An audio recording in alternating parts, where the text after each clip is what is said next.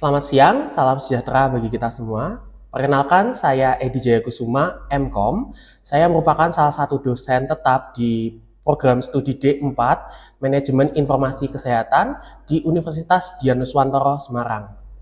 Melalui video ini, saya ingin memaparkan bentuk pernyataan diri saya dalam unjuk kinerja Tridharma Perguruan Tinggi atau disebut dengan PDD UKT-PT, khususnya pada aspek pengajaran sebagai persyaratan sertifikasi dosen tahun 2025.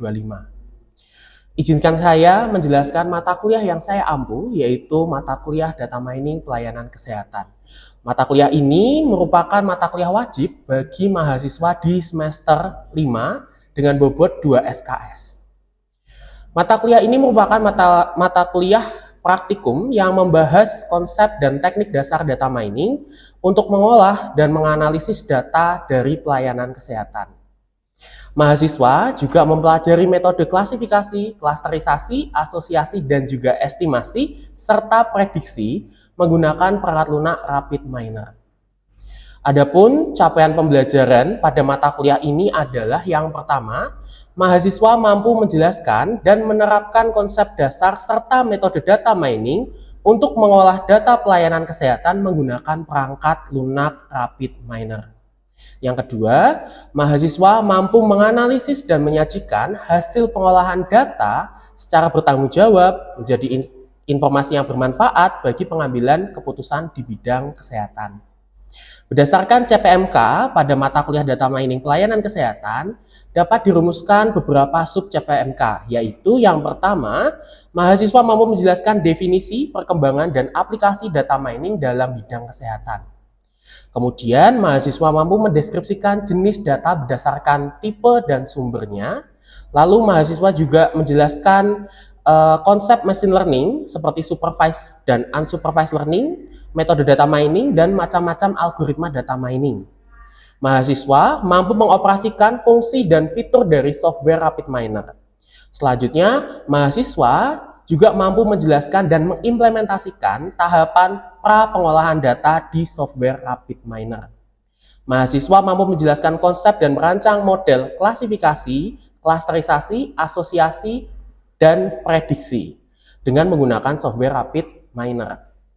Mahasiswa mampu mengolah dan menganalisis suatu data kesehatan secara bertanggung jawab dengan memanfaatkan teori dan metode data mining untuk menghasilkan informasi yang bermanfaat. Dalam satu semester, mata kuliah ini dilaksanakan selama 16 kali pertemuan yang terdiri dari 14 kali pertemuan tatap muka dan 1 kali UTS serta 1 kali UAS. Proses pembelajaran pada mata kuliah ini dilakukan dengan konteks DIA, yaitu Delivery, Interaction, dan Assessment. Proses perkuliahan dilaksanakan di laboratorium komputer dengan menggunakan perangkat lunak Rapid Miner, di mana proses penyampaian materi dilakukan dengan memberikan simulasi, tutorial, dan juga studi kasus berdasarkan data kesehatan. Pada aspek interaction, dilakukan diskusi ke kelas dengan meninjau kasus-kasus data di pelayanan kesehatan, kemudian dilakukan sesi tanya-jawab, dan troubleshooting perangkat lunak jika mahasiswa mengalami kendala teknis saat melakukan kegiatan simulasi atau praktikum. Selain itu, Universitas Dianuswantoro juga menyediakan sebuah LMS atau Learning Management System yang bernama Kulino sebagai media pembelajaran dan diskusi tambahan yang bisa diakses di luar jam perkuliahan. Selanjutnya, untuk bobot penilaian dalam mata kuliah ini terdiri dari 30% UTS, 30% UAS, dan 40% tugas. Di mana pada komponen tugas sendiri terdiri dari gabungan dari nilai tugas akhir dan laporan praktikum. Beberapa indikator penilaian dari mata kuliah ini adalah ketepatan identifikasi kebutuhan model data mining sesuai dengan spesifikasi data, kemudian ketepatan pemecahan masalah pada rancangan model data mining, lalu ketepatan implementasi metode atau model pada software Rapid Miner, dan ketepatan penjelasan ekstraksi informasi dari hasil implementasi model. Demikian deskripsi dari mata kuliah Data Mining Pelayanan Kesehatan. Berikut merupakan video ketika saya memaparkan materi pada sub CPMK 7, di mana materi tersebut berisi mengenai implementasi teknik data mining berbasis klasterisasi. Ya, selamat pagi semua. Pagi, Pak. Gimana kabarnya? Baik. Puji Tuhan, ya baik semua. Oke, sebelum kita memulai pertemuan hari ini, kita berdoa terlebih dahulu ya, menurut kepercayaan agama masing-masing, supaya diberi kelancaran dalam perkuliahan hari ini. Berdoa dipersilahkan. Berdoa selesai. Oke, hari ini kita akan membahas, ya, meneruskan materi minggu lalu, di mana minggu lalu kita sudah mempelajari soal klasifikasi, ya. Oke, saya mau tanya nih, kira-kira masih ingat nggak klasifikasi itu termasuk dari pembelajaran jenis apa? Oke, siapa yang mau jawab? Klasifikasi itu termasuk pembelajaran supervised learning, Pak. Oke, ya, terima kasih jawabannya betul ya. Jadi klasifikasi itu termasuk ke dalam jenis pembelajaran supervised learning. Artinya apa? Supervised itu seperti kata supervisi ya dari definisinya ya. Supervisi atau diawasi. Sehingga supervised learning itu adalah pembelajaran yang diawasi. Awasinya dari apa? Dari labelnya. Sehingga sebuah data ketika dia punya label atau target, itu pasti bisa kita klasifikasikan. Tapi dengan catatan, labelnya itu bertipekan nominal atau polinominal. Betul, ya. Nah, kemudian selain dari adanya supervised learning, hari ini kita akan coba membahas mengenai jenis pembelajaran yang namanya unsupervised learning. Bedanya apa? Ya, mungkin teman-teman mengindikasikan bedanya ada kata un-nya, Pak. Nah, un di sini itu artinya adalah tidak. Ya, sehingga bisa dikatakan unsupervised learning ini adalah pembelajaran yang tidak diawasi. Betul. Ya. Secara pengertian, unsupervised learning ini adalah pembelajaran tanpa pengawasan. Ya, yaitu salah satu pendekatan dalam mesin learning, ya, dalam mesin learning di mana model dilatih menggunakan data yang tidak memiliki label atau jawaban yang benar, gitu ya. Jadi ketika teman-teman punya dataset terus bingung, ini data labelnya apa ya? Oh, nggak tahu nih, saya belum paham, masih ragu nih. Oke, berarti kita bisa menggunakan teknik unsupervised learning. Nah, untuk lebih mempermudahnya, untuk memahaminya, kita pakai analogi sederhana aja ya. Jadi bayangkan teman-teman punya tugasnya adalah mengelompokkan orang-orang gitu ya. Tapi posisi ini teman-teman nggak kenal orang-orangnya seperti apa. Ya, teman-teman masuk ke sebuah ruangan, ada banyak orang di situ, ya, ada banyak orang di situ, terus diminta untuk mengelompokkan. Pasti hal yang pertama kali teman-teman lakukan adalah mengamati, ya, mengamati ciri fisik, misalnya tinggi badan, gitu ya, tinggi apa pendek, gitu ya. Terus bisa dilihat dari pakaian, ya, dari warna, atau mungkin dari perilakunya, ya. Nah, tinggi badan, pakaian, dan perilaku ini adalah ciri, ya, atau ciri atau karakteristik. Nah, ini adalah pembelajaran unsupervised learning. Terus manfaatnya apa? Khususnya di bidang kesehatan. Ya, manfaat dari unsupervised learning ini adalah yang pertama, kita bisa melakukan segmentasi pasien berdasarkan gejalanya. Ya, gejalanya itu apa? Disegmentasi, dikelompok-kelompokkan. Ya. Kemudian klasterisasi risiko penyakit kronis. Ya, penyakit kronis ada yang tahu? Jantung, hipertensi, ya kan? Karena efeknya kan ke situ. Terus apa lagi? Diabetes, betul ya. Kemudian apa lagi? Stroke. Ya, stroke bisa, yaitu efeknya ya. Nah, itu penyakit kronis. Oke, kemudian selain itu, ya, karena kita di D3 rekam medis ya, deteksi anomali dalam klaim BPJS. Ya, ini menjadi concern ya. Ya, teman-teman nanti akan belajar soal pembiayaan, sistem pembiayaan dan lain sebagainya. Dan dari sini kan banyak kasus ya, kasus anomali penggunaan data ya, klaim BPJS seperti apa. Sehingga kita bisa menggunakan teknik ini untuk melakukan deteksi anomalinya. Oke, kemudian salah satu teknik yang bisa digunakan dalam bidang unsupervised learning itu adalah klasterisasi. Ada yang pernah dengar istilah klaster? Saya, Pak. Oke, silahkan. Saya pernah mendengar klaster seperti klaster perumahan. Oke, betul ya. Ada yang pernah dengar klaster perumahan ya? Nah, klaster perumahan. Kenapa kok namanya klaster perumahan? Kenapa? Kalau dilihat gimana? Saya Pak, Ya, silahkan. kenapa bisa dijadiin klaster perumahan itu karena dilihat dari tipe dan bentuk rumahnya Pak. Oke, bentuk rumahnya dari tipenya. Oh ya, silahkan.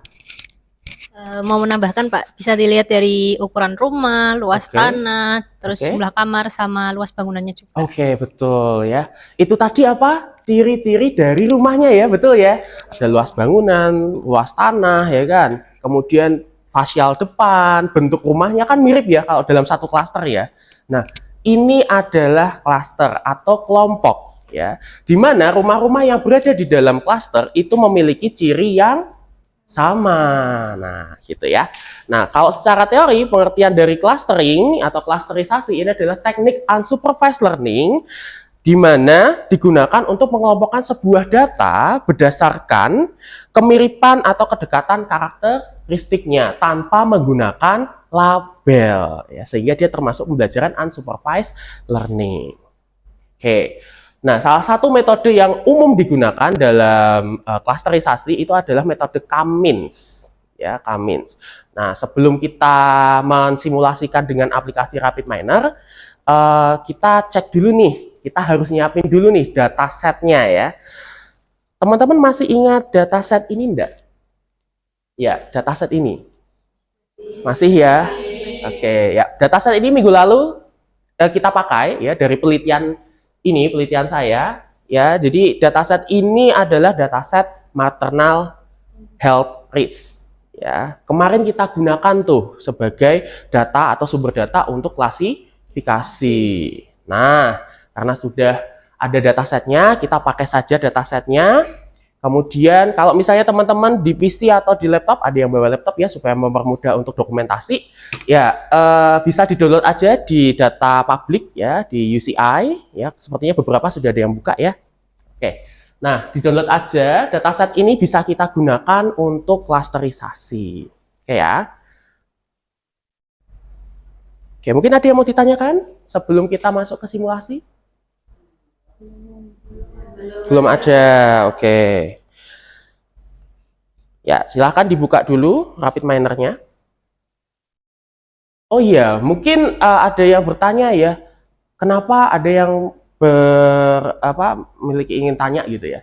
Kenapa kok dataset ini dipakai, Pak? Padahal tadi disampaikan bahwa metode clustering atau metode unsupervised itu tidak bisa atau tidak digunakan untuk mengolah data yang punya label. Padahal data ini ada labelnya ya? Ada. Kenapa? Ada yang bisa ngasih pendapat? Oh, nggak ada ya? Oke. Ya, jadi kenapa kok tidak bisa? Padahal data ini ada labelnya. Sebetulnya guys, sebetulnya ya teman-teman ya, clustering itu punya kelebihan dibanding metode yang sebelumnya, yaitu klasifikasi.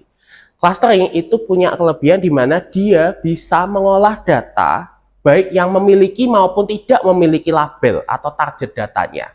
Di mana dalam proses ya dia hanya mengabaikan. Jadi yang labelnya itu diabaikan aja. Tapi tetap dalam proses pencarian kelompok-kelompoknya sesuai dengan karakteristik dari variabel-variabel yang ada. Seperti itu. Oke ya. Yuk kita masuk ke aplikasi RapidMiner-nya ya. Oke, yang pertama silahkan teman-teman bisa dibuka dulu ya, datanya disiapkan dulu. Kalau sudah, silahkan teman-teman cek di jendela operator ya. Ini kebetulan kepotong ya. Jadi cek di bagian operator. Karena dataset kita formatnya adalah CSV ya, comma separated value, maka di situ kita cari read CSV, betul. Read CSV. Oke Oke ya, kita ambil read CSV-nya, ditaruh di jendela proses yang ada di tengah. Oke, sudah? Oke, kalau sudah kita klik import configuration wizard di sini ya, di bagian parameter read CSV-nya. Nah, kita cari itu datasetnya yang sudah kita siapkan. Di sini saya sudah menyiapkan datasetnya maternal health risk dataset ya. Oke, kalau gitu kita klik, kemudian kita klik next. Nah, di sini kita sudah lihat ya isi datanya seperti apa. Oke.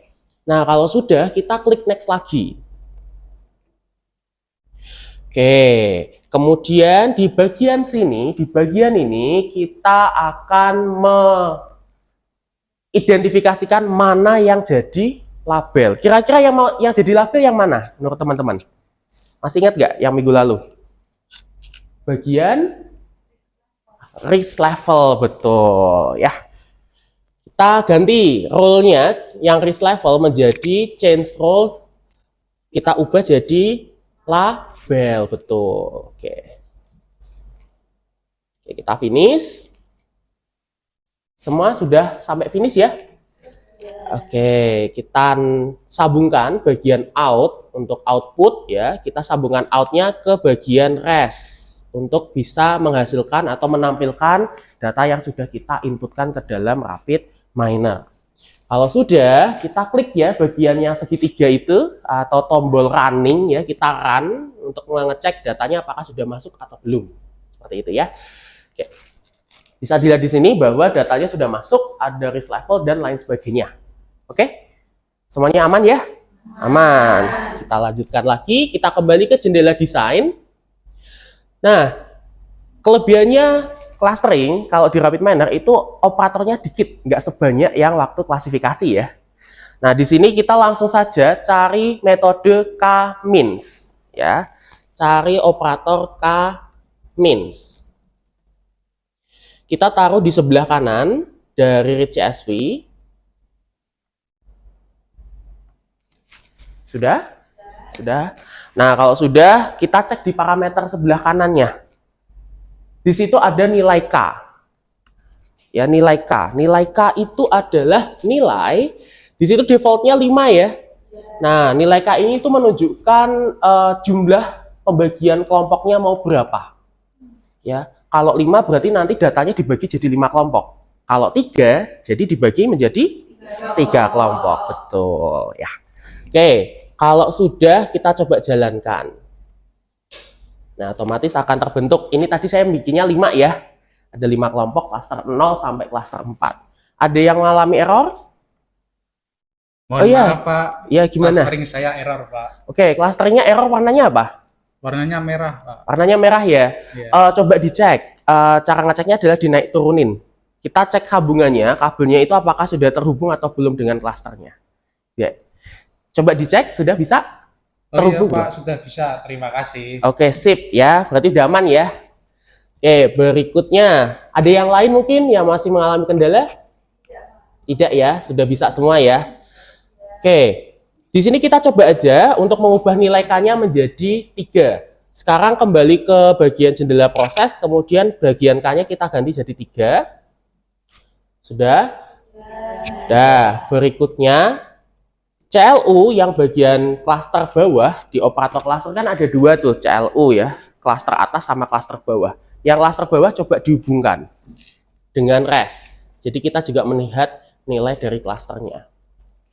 Ya, dua-duanya dihubungkan, kalau sudah kita jalankan. Maka akan muncul nih datanya. Kalau tadi kan kelompoknya, ya kalau ini datanya. Jadi di sini akan di list data pertama ikut klaster berapa. Data kedua ikut klaster berapa, seperti itu ya. Oke, nah biasanya untuk clustering itu kita ubah representasinya.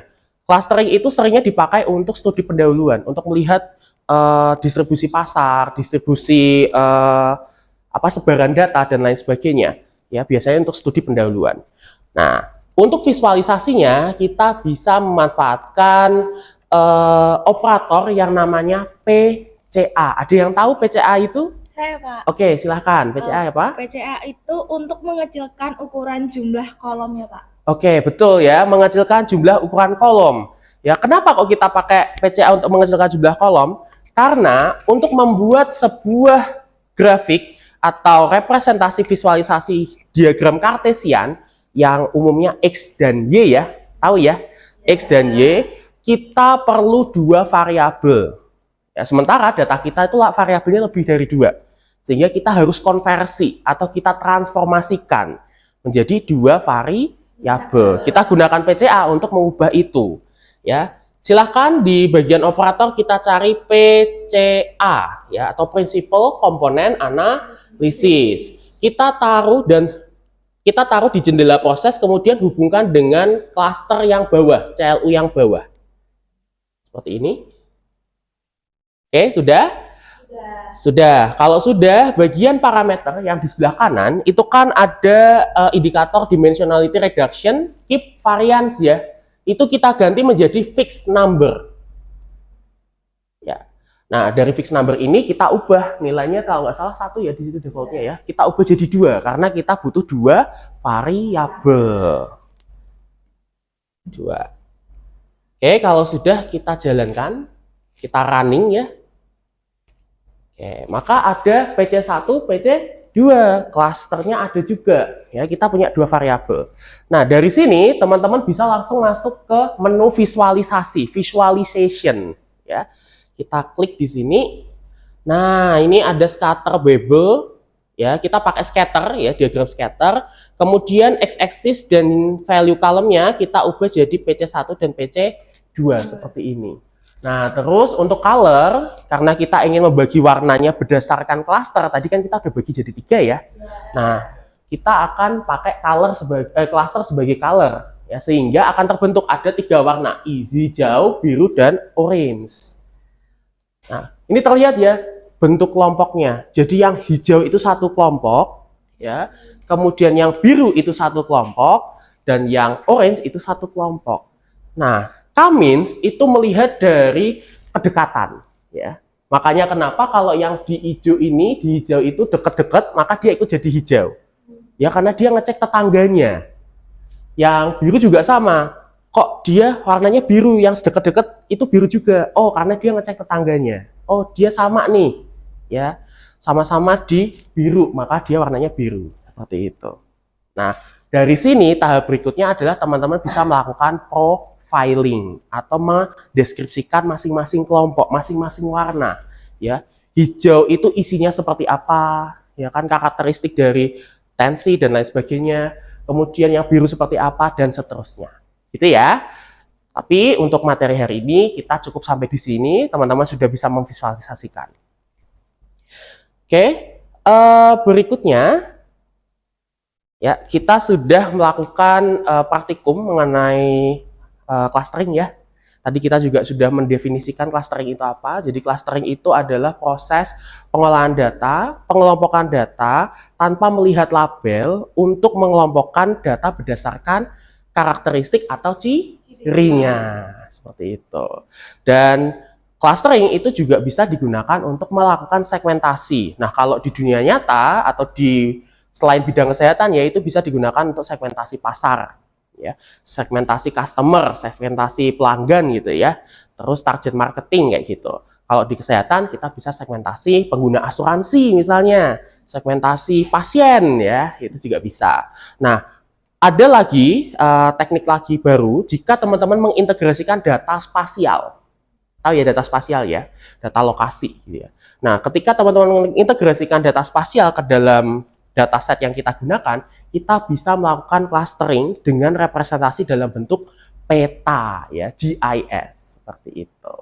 Oke ya, mungkin ada yang mau ditanyakan? Saya izin bertanya, Pak. Ya. Menurut Bapak gimana cara menentukan nilai K pada clustering itu, Pak? Oke, sip, pertanyaan bagus ya. Tadi kita ngomongin K-nya kan ada 3 ya, ada 5 gitu ya. Terus gimana cara menentukannya? Cara menentukan nilai K itu bisa menggunakan teknik elbow method ya. Elbow tahu ya, siku.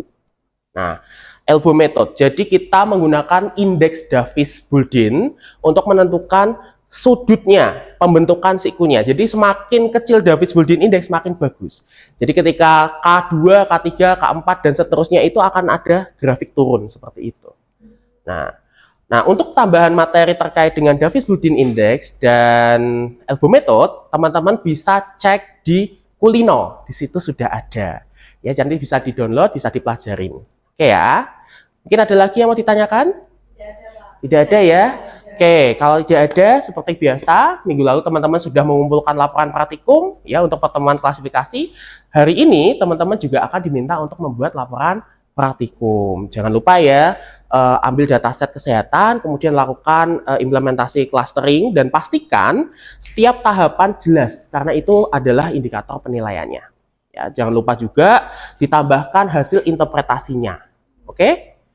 Nah, untuk deadline-nya, deadline penugasan akan, untuk laporan praktikumnya ya, itu akan dikumpulkan maksimal sebelum pertemuan dimulai. Dan dikumpulkannya via Kulino, LMS kita ya, via Kulino. Nanti akan saya settingkan untuk deadline-nya, silahkan nanti dikumpulkan. Oke, cukup jelas ya untuk tugasnya ya? Sip. Kalau begitu, saya cukupkan untuk pertemuan hari ini. Terima kasih atas perhatiannya. Untuk kurang lebihnya saya mohon maaf. Dan selamat pagi. Selamat melaksanakan aktivitas berikutnya. Terima kasih. Oke, sama-sama.